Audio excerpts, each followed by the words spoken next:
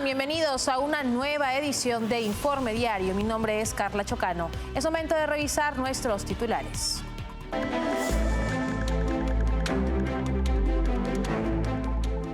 Cuba experimentó un apagón general de más de 30 horas, reflejando el deterioro de su sistema eléctrico bajo la dictadura de Miguel Díaz-Canel. En febrero, el desplome del mercado inmobiliario chino continúa. Los precios de las viviendas nuevas cayeron un 0.1% respecto al mes anterior, según datos de la Oficina Nacional de Estadísticas de China. Estados Unidos e Irak llevaron a cabo un operativo conjunto que resultó en la eliminación de Abu Khadija, uno de los líderes del grupo terrorista ISIS. El presidente de Estados Unidos, Donald Trump, ordenó una serie de ataques aéreos contra posiciones de los terroristas hutíes en Yemen, en respuesta a sus agresiones contra barcos comerciales y militares en la región.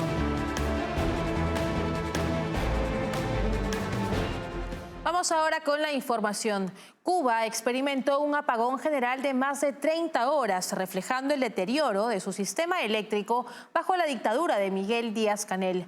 Millones de cubanos quedaron sin electricidad, agua e internet. A pesar de que el régimen culpa a factores externos, la crisis energética es resultado de décadas de mala planificación, infraestructura obsoleta y falta de inversión, agravando aún más las condiciones de vida en la isla. Cuba enfrentó un apagón general que superó las 30 horas sin que la dictadura lograra restablecer el sistema eléctrico nacional.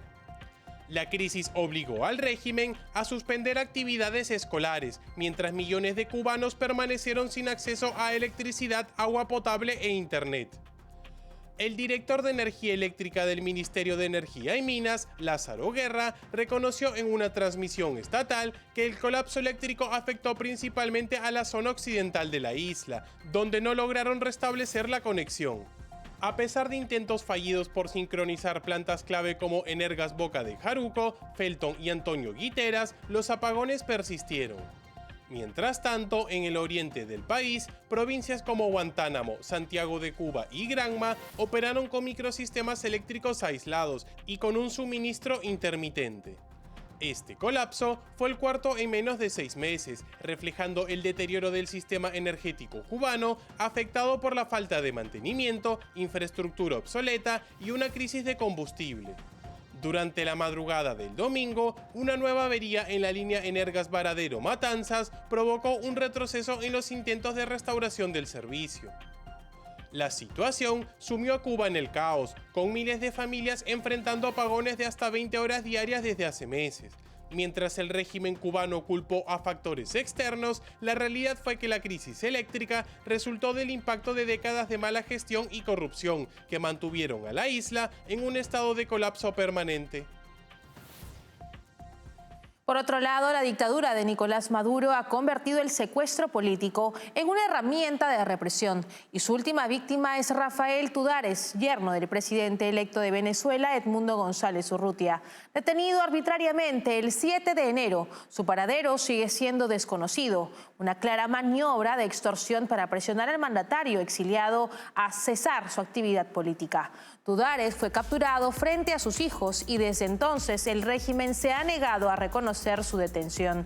Ni tribunales, ni la fiscalía, ni los organismos de seguridad admiten tenerlo bajo custodia, lo que lo convierte en un caso de desaparición forzada. Esta táctica, descrita por el exfiscal Zair Mundaray para el diario Las Américas como un secuestro extorsivo, busca quebrar emocionalmente a la familia de González y forzar su silencio en el exilio. El objetivo de Maduro es anular a González Urrutia, quien ha continuado su gira internacional denunciando los crímenes del chavismo. Al no poder apresarlo, el régimen ataca a su círculo cercano, una práctica común en dictaduras que persiguen a familiares de opositores. Además, este secuestro encaja en el patrón de crímenes de lesa humanidad documentados por la ONU y la Corte Penal Internacional. Mientras la comunidad internacional observa, Maduro sigue usando la represión para mantenerse en el poder. La opositora Magalí Meda, asilada en la Embajada de Argentina en Caracas, denunció las precarias condiciones en las que viven ella y otros 4 antichavistas. Meda señaló que llevan más de 110 días sin servicio eléctrico, dependiendo de plantas generadoras con fallas constantes. Además, el suministro de agua llega cada 15 días y requiere bombeo eléctrico, lo que los obliga a depender de camiones cisterna. La situación refleja el hostigamiento del régimen chavista contra los asilados políticos. O sea, hoy nosotros, después de un año, aquí estamos solos, desde hace muchos meses ya. Estamos hace más de 110 días sin servicio eléctrico. O sea, es una decisión. En el 4.º asedio que tuvimos, han sido 4 asedios en este proceso de este año. Asedio se llama... Bueno, llegan fuertes contingentes armados, encapuchados, amenazando afuera. Suceden cosas que simplemente están diseñadas para generar una crisis y un amedrentamiento. En las 4 oportunidades nos cortaron la luz. En la última, que sucedió en noviembre, nos dejaron sin luz para siempre. Esta embajada, gracias a Dios, tenía una pequeña planta que funcionó durante un tiempo con muchísimo cuidado y mantenimiento hecho por nosotros mismos, porque aquí no entra nadie. Aquí no entra nadie, pues duró durante un tiempo y por supuesto hace ya más de un mes la planta murió. Empezó ese proceso de desgaste, sin comida, sin a ninguna hora subiese el poco agua que entra, porque no hay bomba hidráulica que empuje, hidroneumática que empuje el agua hacia la casa. Esta es una casa muy grande que tiene casi 7 niveles, el tanque está en el fondo de la casa. O sea, es decir, es un desgaste en todo el sentido de la palabra de los servicios básicos, los derechos humanos básicos que tienen que ver con el servicio de luz, el servicio de agua, el servicio de entrada de alimentos constante, medicinas, o sea, todo ha fallado.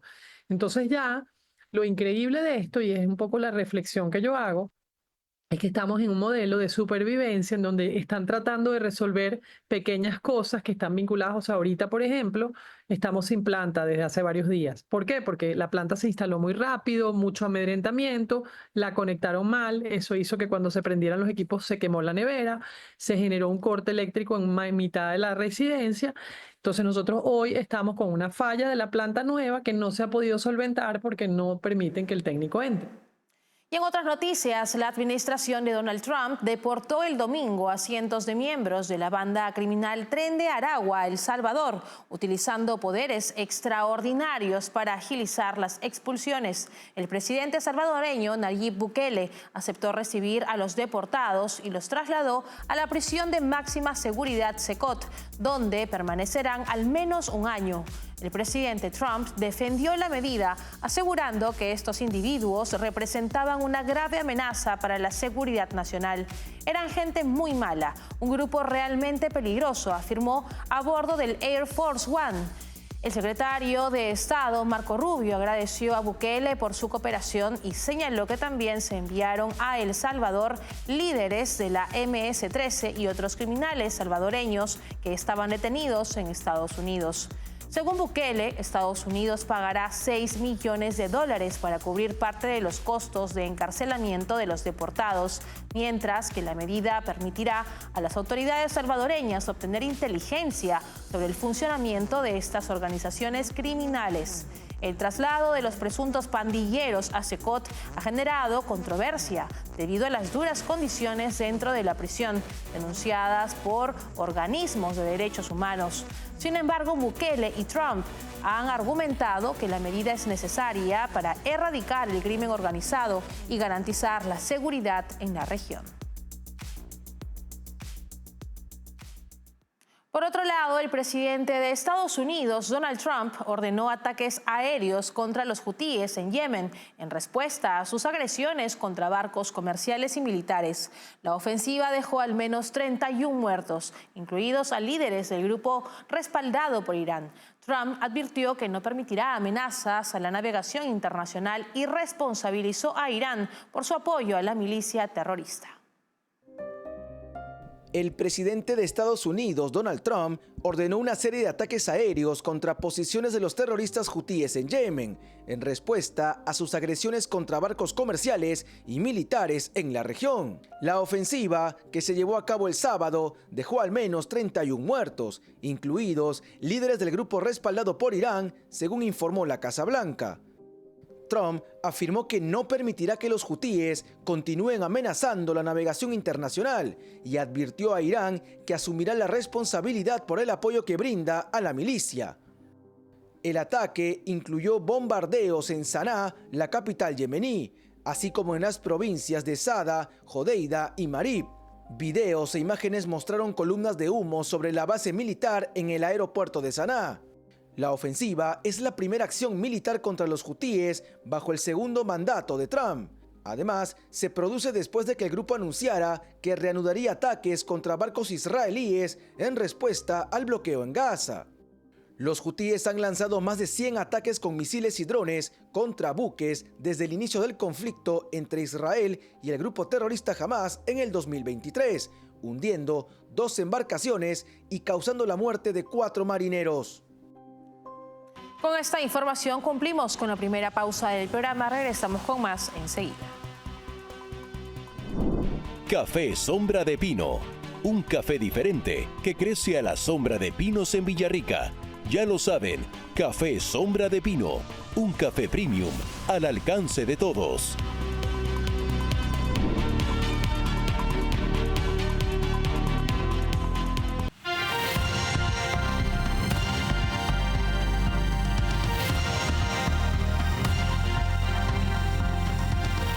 Estamos de regreso en Informe Diario. Estados Unidos e Irak llevaron a cabo un operativo conjunto en la provincia de Al-Anbar que resultó en la eliminación de Abu Qadilla, uno de los líderes del grupo terrorista ISIS. Esta operación fue elogiada por el presidente Donald Trump y el primer ministro iraquí Mohammed Shia al-Sudani como un golpe clave contra el terrorismo. Un operativo conjunto entre Estados Unidos e Irak eliminó a Abu Qadija, uno de los líderes del grupo terrorista ISIS, en un ataque aéreo de precisión en la provincia de Al-Anbar, Irak. Según el Comando Central de Estados Unidos, Qadija era responsable de operaciones, logística y planificación del grupo terrorista, además de dirigir gran parte del financiamiento de su red global. El primer ministro iraquí, Mohammed Shia al-Sudani, calificó a Qadija como uno de los terroristas más peligrosos de Irak y del mundo. El ataque fue llevado a cabo por las fuerzas de seguridad iraquíes en coordinación con las tropas estadounidenses. El presidente de Estados Unidos, Donald Trump, celebró la eliminación del líder terrorista, señalando que fue impecablemente cazado por valientes combatientes. Trump destacó la cooperación entre su administración y el gobierno iraquí, así como con la región autónoma kurda. ISIS tomó el control de amplias zonas de Siria e Irak en el 2014, instaurando un régimen de terror en la región. Aunque Irak declaró la derrota de ISIS en el 2017, el grupo terrorista ha continuado realizando ataques, como el atentado en un concierto en Moscú en el 2024, que dejó a decenas de muertos. El comandante estadounidense Michael Eric Kurilla afirmó que Qadija era uno de los miembros más importantes de toda la organización global de ISIS, subrayando la importancia de su eliminación en la lucha contra el terrorismo. Y ahora les contamos que en el programa En Contexto de TV Libertad, el geopolitólogo y analista político César Sabas analizó los intereses de Occidente en Siria. Sabas criticó a la alta representante de la Unión Europea para Política Exterior, Kaja Kallas, por su postura favorable al nuevo gobierno terrorista en Damasco, liderado por Hayat Tahrir al-Sham. Según el experto, esta posición demuestra el poco compromiso de la Unión Europea con la estabilidad en Medio Oriente. Escuchemos. Entonces, aquí ya tenemos dos actores de Occidente que tienen intereses distintos. Uno que es Israel, que precisamente quiere llegar a la zona kurda, y otro que es Estados Unidos, que pues precisamente quiere lavarse las manos lo más rápido posible e irse. Y hay el otro gran actor de Occidente, que es la Unión Europea, que lamentablemente con la actual alta comisionada de la Unión Europea para las Relaciones Exteriores, la señora Kaja Kallas, que proviene de Estonia, se ha volcado por completo en pro del nuevo gobierno terrorista de Damasco, de Hayat Tahrir al-Sham. De hecho, lo reconoce, ha sido incluso invitado a conferencias en la Unión Europea, le está dando todo el apoyo, porque esta señora que proviene de Estonia Para ella su máxima preocupación es Rusia y no le importa más ningún otro aspecto de la vida ni de las relaciones internacionales. Entonces está tratando de acercarse a este gobierno sin importar que sean yihadistas, sin importar que cometan masacres, sin importar que deje a merced de yihadistas a los civiles sirios, con tal de ver si los convence a estos yihadistas de que expulse a los rusos de las 2 bases que tiene de Siria. Entonces no podemos hablar de un occidente como tal, sino de cada actor con sus propios intereses. Por otro lado, el desplome del mercado inmobiliario chino continúa con precios de viviendas nuevas y de segunda mano en caída, a pesar de los esfuerzos del gobierno del Partido Comunista Chino por frenar la crisis. En febrero, los precios de las viviendas nuevas cayeron un 0.1% respecto al mes anterior, según datos de la Oficina Nacional de Estadísticas de China, rompiendo 2 meses de estabilidad relativa. En términos interanuales, los precios han bajado un 4.8%, reflejando una crisis que comenzó en el 2021 con la represión del endeudamiento excesivo de los promotores inmobiliarios. Esto desató una crisis de liquidez que dejó numerosos proyectos sin terminar, socavando la confianza de los compradores. A pesar de que Beijing ha priorizado la estabilización del sector inmobiliario en su agenda del 2025, sus medidas, como la flexibilización de restricciones de compra en ciertas ciudades, no han logrado un repunte significativo en la demanda. Factores estructurales como el envejecimiento de la población, la desaceleración de los ingresos y un exceso de oferta que fue impulsado directamente por el gobierno siguen afectando la recuperación. Los datos de enero y febrero muestran que la inversión inmobiliaria cayó un 9.8% y las ventas bajaron un 5.1% en comparación con el año anterior. Las nuevas construcciones se desplomaron un 29.6%, reflejando la reticencia de los promotores a invertir mientras el inventario no se normalice. Es momento de separarnos por unos instantes. Regresamos enseguida con lo último. Café Sombra de Pino. Un café diferente que crece a la sombra de pinos en Villarrica. Ya lo saben, Café Sombra de Pino. Un café premium al alcance de todos.